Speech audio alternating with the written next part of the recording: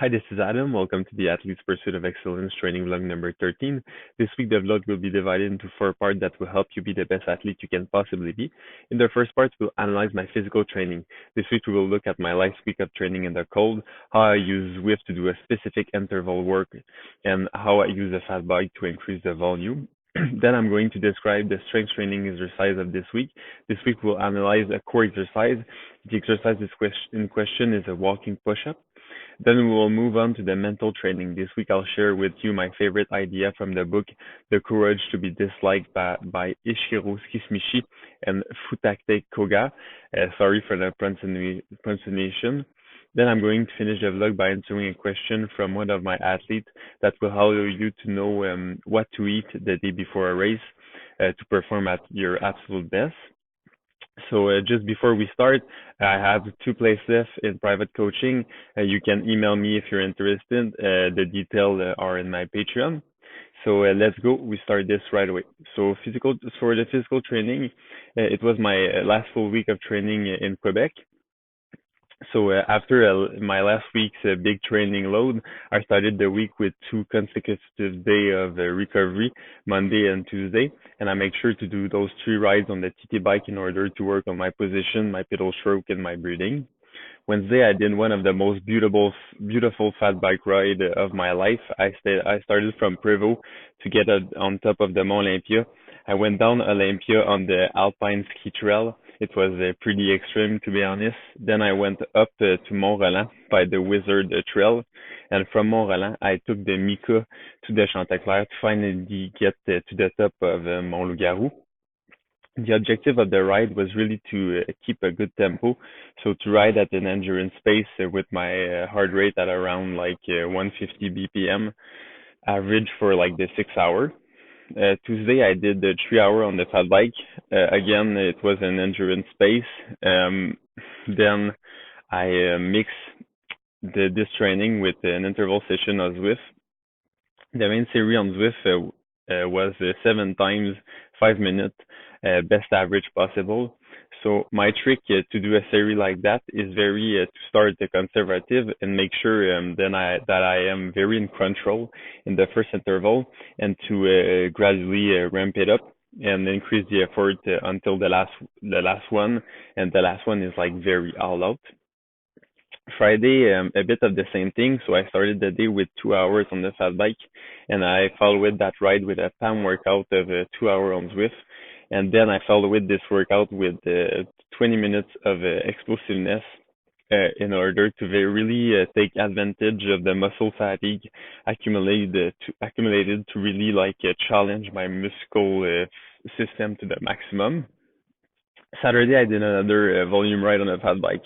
This time it was 5 hours in the beautiful trail close to my home. I did this long ride with my good friend Simon Bernier Lalonde. He's a super good triathlete from Quebec. And finally, I finished the week with a shorter sprint training of about 2 hours and 30.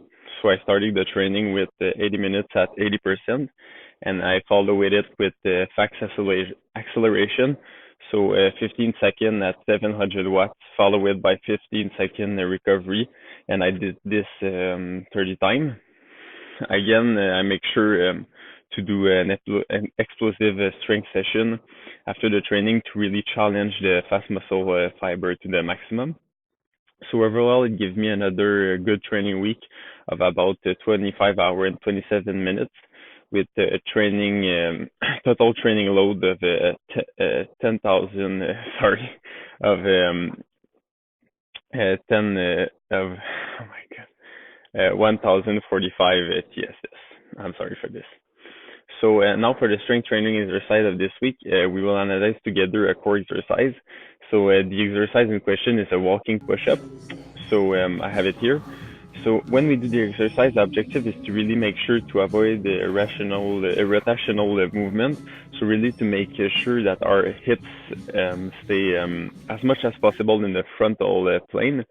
So to do this, we must make sure to properly engage our glutes, our abdominal belt, In addition, we must also be very careful to not let our upper body sag when we put our head on the ground. So really make sure to engage our deltoid, our shoulder, our pectoral muscle, and our tricep. This is an exercise that is like ideal to make sure that you have a solid and stable posture on the bike. So if you're interested, this exercise is part of the specific strength training programs for cyclists that I give to all my athletes that I coach privately to, in addition to accompanying them with the rest of their training. So if you're interested, again, you can just hit me up. So now let's switch to the mental training of the week. This week we'll analyze Ishikiru's Kishimichi and Futaki Koga books, The Courage to be Disliked.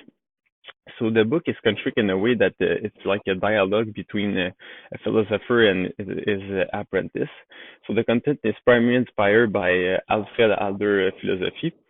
So now let's take a look at my favorite idea of the book and how we can really use them to improve our game.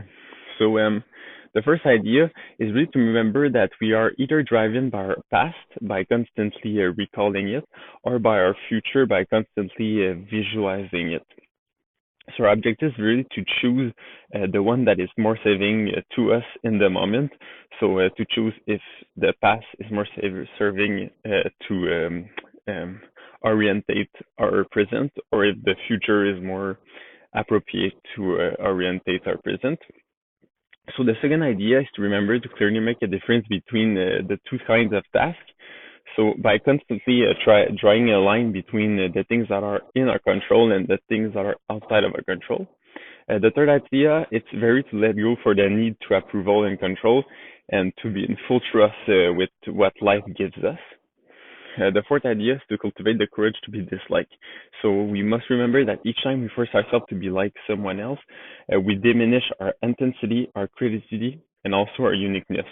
We must only pay attention to critics if they are really just serving us to be better, if they are constructive, and that they help us to get closer to our life's duty.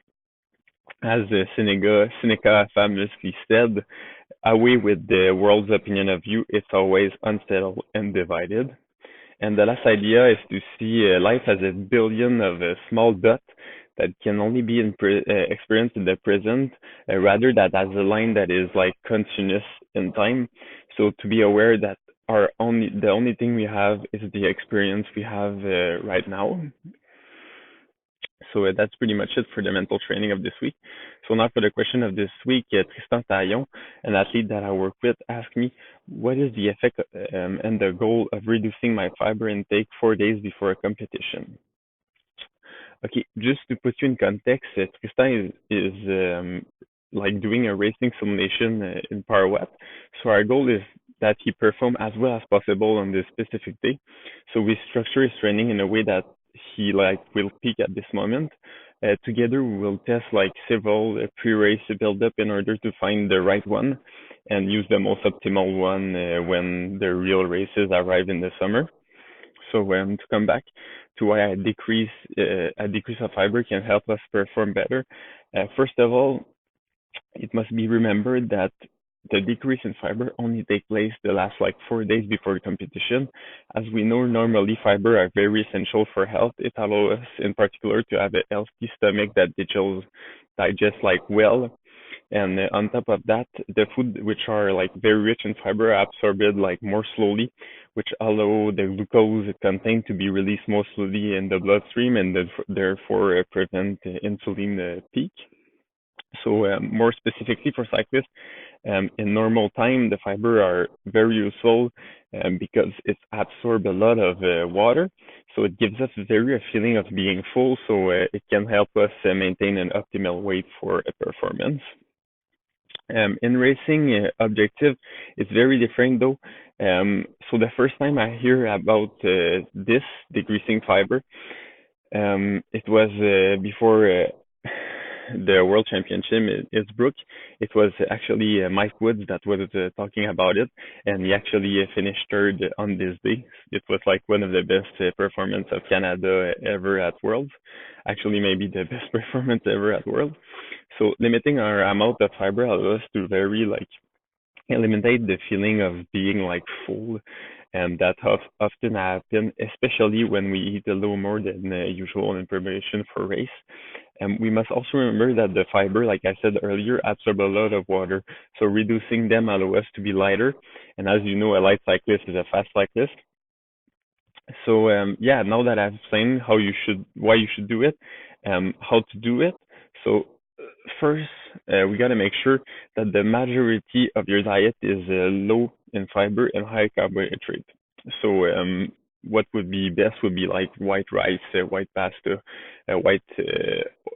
sorry, not white, but oatmeal instead of like brown bread, for example. So you should also reduce your intake of vegetable and fruit and replace them with like vegetable juice. So you still have the vitamins, but you don't have the fiber. So finally, to do it well, you have to do it gradually so that you decrease fiber more and more every day. I very encourage you to try it. It's not a coincidence that all the pro do it. It's a very useful trick to carb load and prepare for races properly.